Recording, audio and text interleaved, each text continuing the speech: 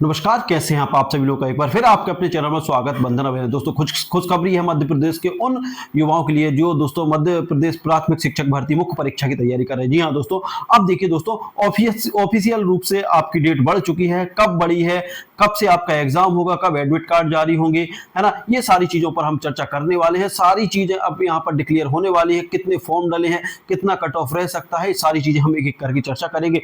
उससे पहले यदि आप लोग चैनल पर नए हो, चैनल को सब्सक्राइब नहीं किया तो प्लीज चैनल को सब्सक्राइब कर लीजिए एक बार। और दोस्तों हम फिर उसके बाद आप एक एक चीज पर चर्चा करने वाले हैं। देखिए, सबसे पहला हमारा काम आता है कि Madhya Pradesh new exam date. जी हाँ दोस्तों, वर्ग 3 की न्यू एग्जाम डेट क्या होने वाली है, तो ये हम देखेंगे। सबसे पहले हम ये देख लें कि डेट बढ़ेगी या नहीं बढ़ेगी, बड़ी है तो कितनी बड़ी है, ये सारी चीजें हम यहाँ पर देखने वाले। तो देखिए दोस्तों, सबसे पहले आप लोगों को व्यापम की ऑफिशियल वेबसाइट पर ले चलता हूं, जो ईएसबी की। तो देखिए, ये ईएसबी की वेबसाइट है।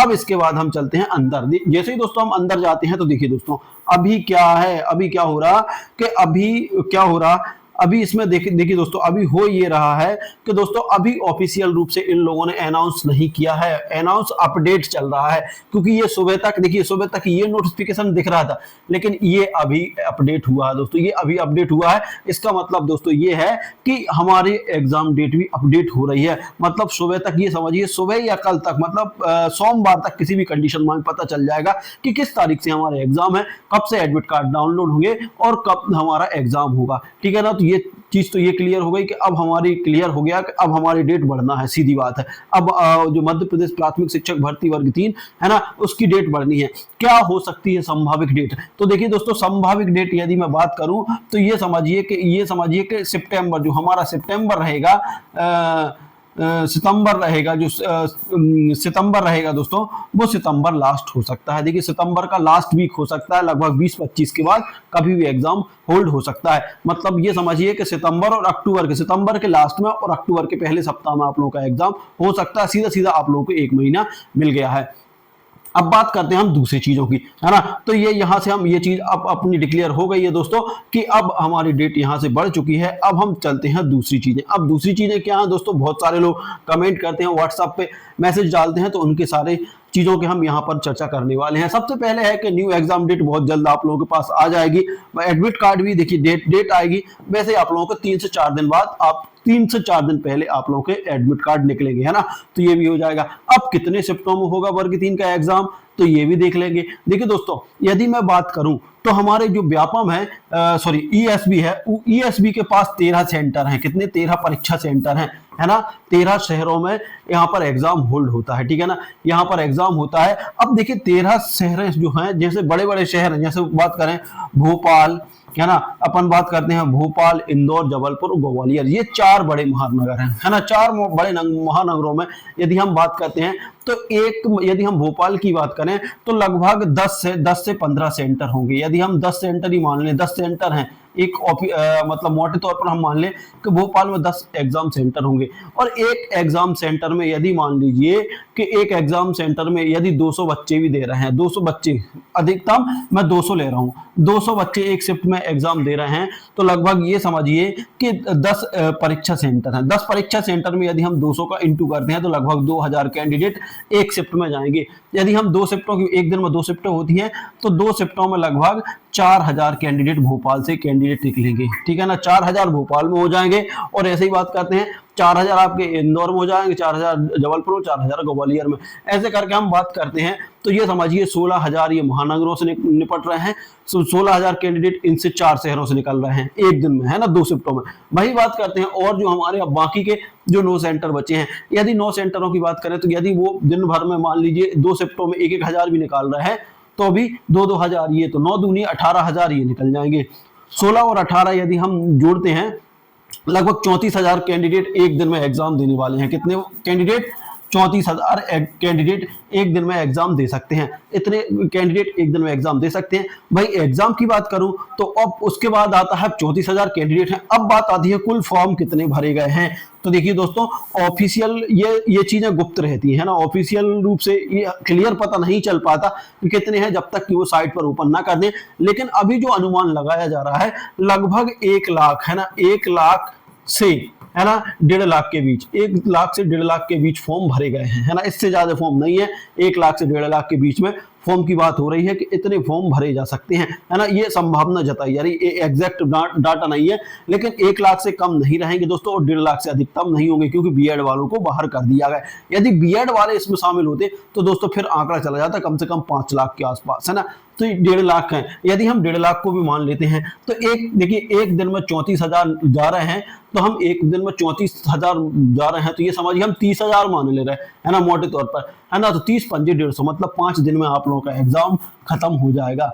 मुश्किल तो 5 दिन से अधिक टाइम नहीं लगेगा, क्योंकि अभी ये क्लियर भी नहीं है कि 1.5 लाख ही फॉर्म है, हो सकता है कि आपके 1 लाख ही फॉर्म हो, है ना। तो 1 लाख फॉर्म मतलब 3 दिन में 6 शिफ्टों में काम हो जाएगा।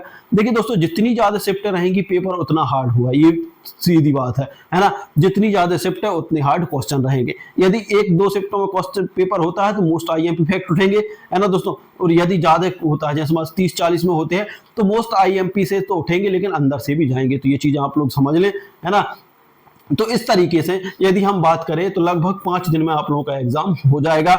यहाँ पर सीटों की बात है। अब बात आती है कट ऑफ क्या रहेगा। देखिए दोस्तों, कट ऑफ की बात आती है तो देखिए कट ऑफ का तो ऐसा है, देखिए दोस्तों, अभी हमें कट ऑफ की तरफ नहीं जाना, अभी हम अपनी मेन तैयारी करनी है ना दोस्तों। और कट ऑफ की बात करें तो देखिए मोटे तौर पर जो लोग बात कर रहे हैं कि कट ऑफ क्या जाएगा, तो हम कट ऑफ की बात से मोटे चर्चा कर ले रहे हैं कि क्या कट ऑफ हो सकता है ना। उसके बारे में भी मैं आप लोगों को बता दे रहा हूं कि क्या कट ऑफ हो सकता है, ये आप लोगों के लिए। देखिए कट ऑफ क्या जा सकता है वो हम यहाँ पर देखने वाले हैं। यहाँ पे मैं आप लोगों को बता दे रहा हूँ कट ऑफ क्या जा सकता है। यदि मैं बात करूं तो देखिए एक होता है SC ST OBC और ये होता है EWS और वही बात करते हैं जनरल, है ना। तो देखिए जो SC का कट ऑफ लगभग यदि हम बात करें, यदि देखिए नॉन गेस्ट की बात कर रहा हूँ, गेस्ट का अलग रहेगा, यहाँ पर रहेगा नॉन गेस्ट, है ना, ये नॉन गेस्ट है, नॉन गेस्ट और यहाँ पर रहेगा गेस्ट, ठीक है ना, गेस्ट, है ना। तो ये एक देखिए एक अनुमानित कट ऑफ है कि अनुमानित ये जा सकता है, बाकी ये क्लियर नहीं है दोस्तों, है ना। SC की बात करते हैं तो SC का कट ऑफ ये समझिए कि जो नॉन गेस्ट हैं लगभग यदि हम बात करें तो 65 से, देखिए दोस्तों कितना, यदि हम बात करें तो 65 से, है ना। जो नॉन गेस्ट कैंडिडेट हैं, है ना, यहाँ पर हम मेल और फीमेल दोनों की बात कर लेंगे। देखिए जो मेल का रहेगा लगभग, एक मिनट दोस्तों, यदि मेल कैंडिडेट की बात करते हैं तो लगभग 70 से लगभग 75 के आसपास रहने वाला है, क्योंकि देखिए दोस्तों डेट बढ़ गई है, तो अब हो सकता है कि आप लोगों को तैयारी का मौका मिल रहा है, तो इस तरीके से यहाँ पर कट ऑफ जा सकता है ना। वहीं बात करें हम फीमेल की बात करते हैं, यदि हम फीमेल की बात करते हैं तो लगभग फीमेल का 60 से 65 के आसपास इनका कट ऑफ रह सकता है SC का। भाई ST की बात करेंगे तो ST का ज्यादा नहीं रहेगा दोस्तों। यदि हम मेल की बात करें तो 55 से 60 के बीच में रह सकता है मेल। वहीं फीमेल की बात करते हैं तो यहाँ पर 45 से 55 के आसपास रह सकता है फीमेल का, है ना। वहीं OBC की बात करें तो OBC का कट ऑफ भी थोड़ा हाईएस्ट जा सकता है, वो आपका कम से कम 75 से लगभग 75 से 80 के आसपास इसका रह सकता है। वहीं फीमेल की बात करें तो इसका फीमेल का जो OBC फीमेल है उसका भी लगभग सेम ही रहने वाला है, लगभग 72 से लेकर 78 के आसपास ये रहेगा। वहीं EWS की बात करें तो EWS का भी, EWS के यहाँ पर कट ऑफ में लगभग कम रहेगा, 75 से 80 के आसपास रहेगा। वहीं जनरल की बात करें तो जनरल का कट ऑफ लगभग 80 के आसपास रहने वाला है, 80 से 82 के आसपास रहेगा मेल। और फीमेल की बात करें तो 75 से लेके 80 के आसपास ये कट ऑफ जा सकता है ना। तो इस तरीके से ये कट ऑफ रह सकता है। वहीं EWS की बात करें तो इसमें 1-2 नंबर आगे पीछे हो सकता है। वहीं गेस्ट की बात करते हैं दोस्तों, तो गेस्ट में क्या होने वाला है, गेस्ट में बहुत कुछ अंतर आ जाएगा। यहाँ पर हम SC मेल की बात करते हैं तो लगभग SC मेल का 65 से, देखिए 60 से 65 के आसपास रहने वाला है कट ऑफ। वहीं फीमेल की बात करते हैं तो 55 से लेकर 60 के बीच में कट ऑफ सिलेक्शन हो सकता है। भाई SC की ST की बात करें तो यहाँ पर लगभग पासिंग मार्क्स में भी काम चल जाएगा, मतलब 45 से यदि आपके 55 के आसपास बन रहे हैं दोस्तों तो ये काम हो जाएगा। यही फीमेल की बात करते हैं तो वो भी पासिंग मार्क्स में यहाँ पर चले जाएंगे। भाई OBC की बात करते हैं, गेस्ट में बात करते हैं तो लगभग जो आंकड़े दिख रहे हैं उस हिसाब से देखा जाए और जिस तरीके से पेपर में अब टाइम मिल गया है उस हिसाब से देखा जाए तो 65 से 70 के बीच में OBC का कट ऑफ रह सकता है गेस्ट का। भाई फीमेल की बात करें तो लगभग 62 से लेकर 65 के आसपास फीमेल का रह सकता है। वहीं EWS की बात करते हैं तो EWS का 70 के आसपास कट ऑफ रह सकता है, 70 से 72 के आसपास रह सकता है। वहीं फीमेल की बात करते हैं दोस्तों तो थोड़ा बहुत 68 से 70 के आसपास इनका रह सकता है। वही बात करते हैं हम जनरल की, गेस्ट की बात करते हैं, तो जनरल का जो गेस्ट का रहेगा वो भी लगभग 70 से 72 के आसपास रहेगा।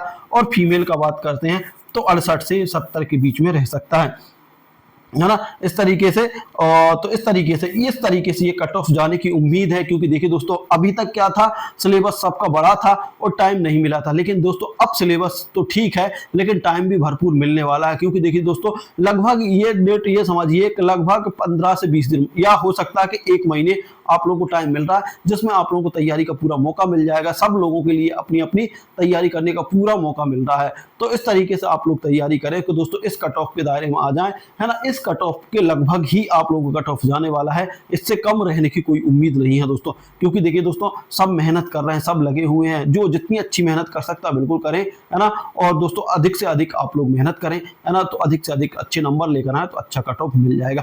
और दोस्तों बिल्कुल चैनल पर बने रहें। देखिए दोस्तों अब हम और अच्छे से तैयारी से करेंगे, अच्छे तरीके से पढ़ेंगे, जिससे कि हम लोग इस कट ऑफ से और भी आगे निकल सके, है ना। उसके लिए मैं कुछ अलग आप लोगों के लिए कुछ करने वाला हूं, जो कर रहा हूं उन्हें छोड़े, कुछ हम अलग करेंगे। जो सिलेक्शन हमें कैसे लेना है उसके लिए मेहनत करेंगे। हमें भीड़ चाल नहीं चलनी, हमें वो पढ़ना है जो हमें नंबर देके जाएगा। और दोस्तों मैं वही पढ़ाऊंगा जहां से नंबर आएंगे दोस्तों, चाहे वो आपका मैथ्स हो, चाहे आपकी साइंस हो, चाहे सोशल साइंस हो।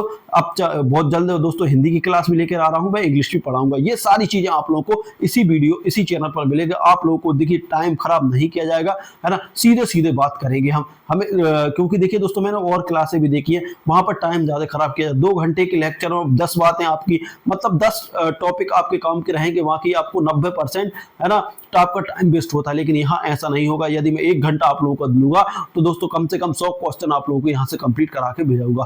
तो दोस्तों ये था वीडियो, आप लोगों को कैसा लगा? अच्छा लगा हो तो लाइक शेयर दिल से कर दीजिए, और अभी तक चैनल पर नया हो, चैनल को सब्सक्राइब नहीं किया तो चैनल को सब्सक्राइब कर लीजिए। और कमेंट बॉक्स में जरूर बताइए कि आप लोगों को क्या चाहिए, क्या आप लोगों को पढ़ना है, वो सारी चीजें आप कमेंट बॉक्स में डालेंगे तो जितने ज्यादा यहाँ पर टॉपिक मिलेंगे हम उस पर अगला वीडियो बनाने की बिल्कुल कोशिश करेंगे। मिलते हैं अगली वीडियो में, तब तक के लिए जय हिंद जय भारत।